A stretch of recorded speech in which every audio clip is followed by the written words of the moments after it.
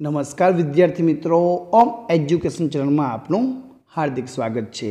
आज आपणे आ विडियो में NMMS परीक्षा 2024 अंतर्गत अहीं आपणे एक मोस्ट पेपरनु संपूर्ण सोल्यूशन करवानुं छे।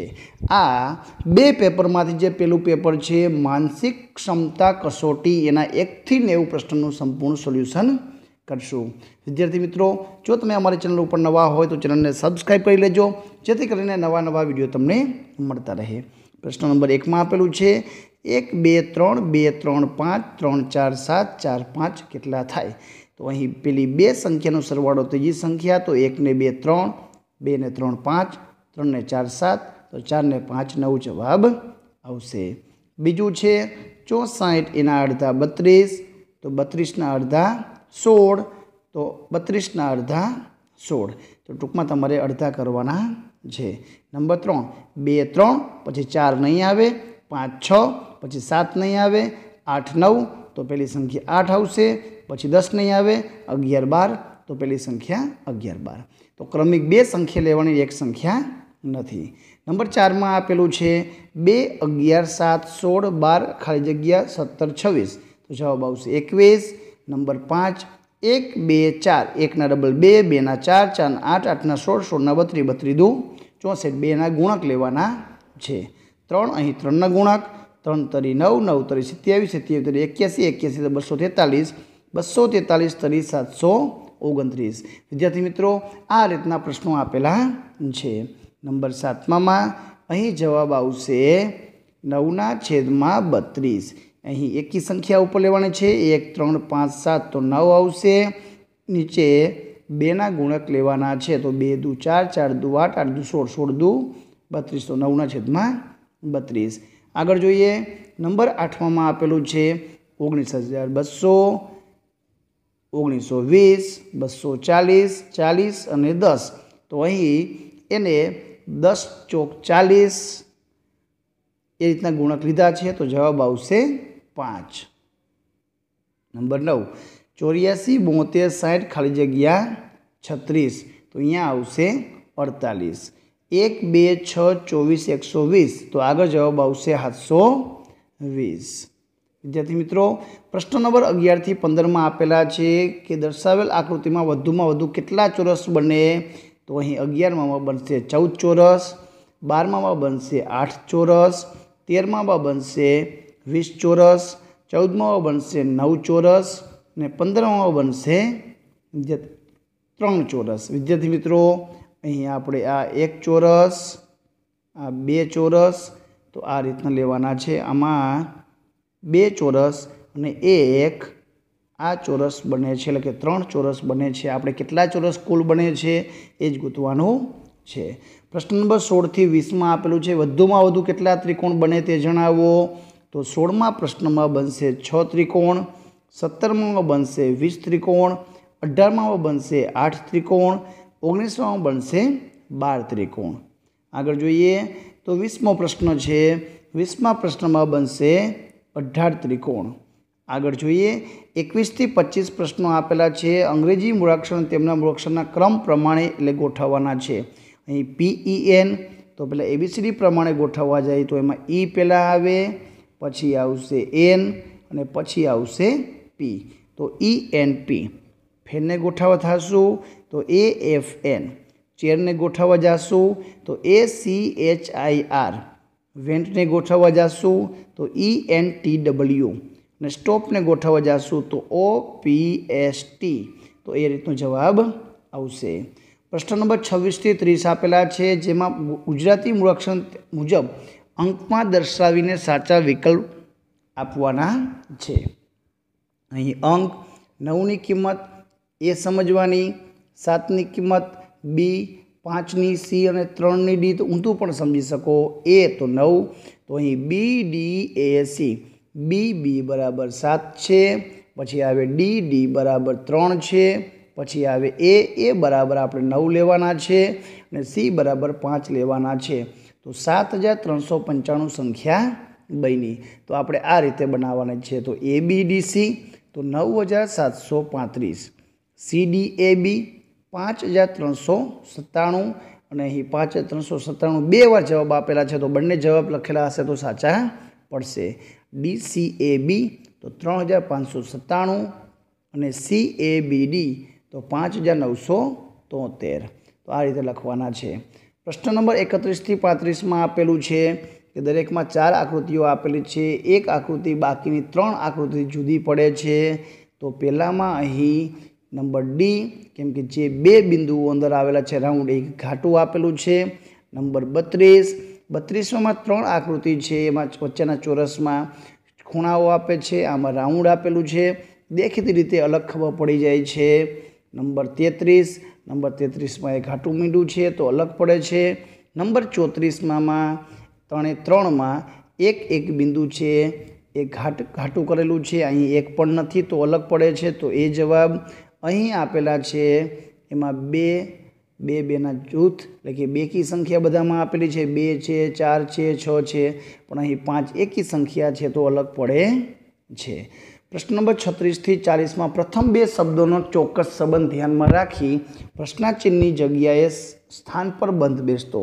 ફિલ્મ હોય તો એ બનાવનાર નિર્દેશક કહેવાય, તો વર્તમાનપત્ર જે છાપતા હોય મેઇન વ્યક્તિને તંત્રી કહેવાય. પુસ્તક હોય તો જે કાગળ દ્વારા બને છે તો નોટબુક કાગળ દ્વારા. વૃક્ષ તો લીમડો, તો શ્રુપ છે એ તુલસી. પોલીસ પાસે બંદૂક હોય તો શિક્ષક પાસે પુસ્તક હોય. રાંક એટલે કે ગરીબ કહેવાય, તો અમીર એટલે કે ધનવાન. અહીં સમાનાર્થી શબ્દની જોડ આપેલી છે, એ તમારે લખવાની છે. આગળ જોઈએ તો 41 થી 50માં પ્રશ્નોમાં દર્શાવેલ 4 વિકલ્પમાંથી અલગ વિકલ્પ પસંદ કરવાનો છે. તો 14, 21, 49 અને 64. તો 64 એક અલગ પડે છે. Number 42 ABCD. તો દરવાજો, બારણું અને બારી એ ત્રણેય ફર્નિચર છે, તો ફર્નિચર શબ્દ અલગ પડે છે. 43માં કેલ્ક્યુલેટર, 44માં ઘરેણું, 45માં કોટ, 46માં બળદ, 47માં કેનેડા, 48માં સી રીંગણ, 49માં એ મકાઈ અને 50માં ડી ચેસ જવાબ અલગ પડે છે. વિદ્યાર્થી મિત્રો, જે જવાબ કોઈ પણ જવાબ ખોટો હોય તો મને કોમેન્ટમાં જરૂરથી જણાવજો, જેથી કરીને હું જવાબ સાચો આપી શકું. આગળના 51 થી 55 પ્રશ્નોમાં અરીસાની છાપ આપેલી છે, તો સાચો જવાબ શોધીને લખો. વિદ્યાર્થી મિત્રો, અહીં તમે આર આપેલો છે, જો એને અરીસા સામે દર્પણ આકૃતિ જોવા જઈએ તો આ રીતનો દેખાશે.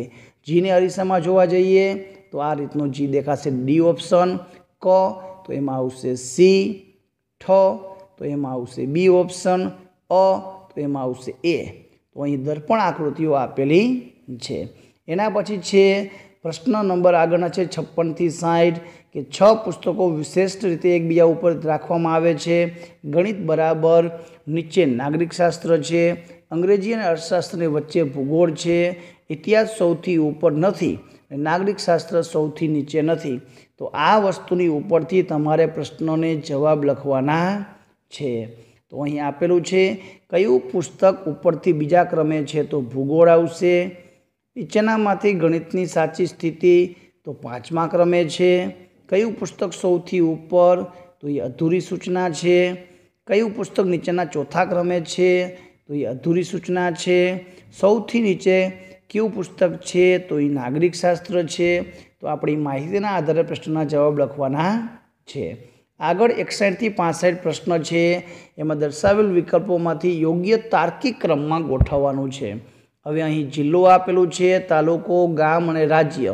જો આપણે યોગ્ય ક્રમમાં ગોઠવવા જાય તો સૌથી પહેલાં ગામ આવે, પછી એનો તાલુકો બને, તાલુકામાંથી જિલ્લો અને જિલ્લોમાંથી રાજ્ય. તો CBAD, તો એ રીતનો જવાબ આવે. તો અહીં શેરશાહ, હુમાયું, અકબર ને બાબર. જો એ રાજાને ક્રમમાં આપણે સત્તા ઉપર જોઈએ તો DBAC જવાબ આવશે. ત્રિજ્યા, પરિઘ, કેન્દ્ર અને વ્યાસ. તો પહેલાં કેન્દ્ર પહેલાં છે એ ત્રિજ્યા, પછી કેન્દ્ર, પછી વ્યાસ અને પછી પરિઘ. તો અહીં 64માં પહેલાં આવશે બાલ મંદિર, પછી આવશે પ્રાથમિક શાળા, પછી માધ્યમિક અને પછી કોલેજ. તો DBCA. અહીં જોવા જઈએ તો પહેલાં સૂર્યોદય થાય, પછી બપોર મધ્યાહન થાય, પછી રાત પડે અને પછી મધ્યાહન થાય, સૂર્યાસ્ત થાય અને છેલ્લે રાત પડે તો BCAD. તો એ રીતના જવાબ લખવાના છે, યોગ્ય ક્રમમાં ગોઠવવાના રહેશે. આગળ જોઈએ તો અહીં 66 થી 70 આપેલું છે કે સરવાળાને બદલે આપણે ગુણાકાર સમજી લઈએ, ગુણાકારને બદલે આપણે ઓછા સમજી લઈએ, ઓછાને બદલે આપણે વત્તા સમજીએ અને ભાગાકારને બદલે ઓછા મુજબ ચિહ્નો બદલી સાદુરૂપ આપતા શું જવાબ મળે? વિદ્યાર્થી મિત્રો, અહીં આપણે 18 છે, અહીં 3 છે કૌંસમાં, 6 આપેલા છે અને 2 છે. હવે ઓછા છે તો એના બદલે આપણે પ્લસ કરવું પડશે, પ્લસ છે અહીંયા આપણે ગુણ્યા કરવા પડશે અને ભાગ્યા છે એને માઇનસ કરવા પડશે.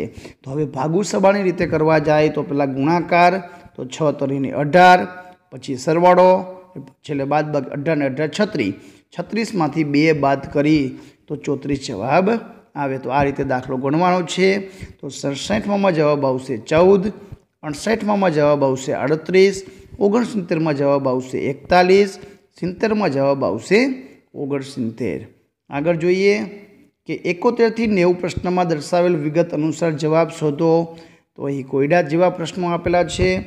અંગ્રેજી વર્ણમાલાના અક્ષરોને એક જ હરોળમાં ગોઠવતા તેના ડાબી બાજુથી 13મા અંક પછી જમણી બાજુનો 7મો અંક કયો છે? તો T આવે. અંગ્રેજી વર્ણમાલામાં H અને Sની વચ્ચે આવતો વર્ણ માટે સાચો વિકલ્પ કયો છે? તો L આવે છે, માત્ર M આવે કે માત્ર P આવે? તો આ ત્રણે તો જ આવે. કોઈ એક મહિનાની 1લી તારીખે સોમવાર હોય તો તે જ મહિનાની 25મી તારીખે કયો વાર હોય? તો અહીંયા ગુરુવાર આવે. 7 તરી 21 ને 4 25, તો 3 અઠવાડિયા પૂરા થઈને બીજા 4 દિવસ.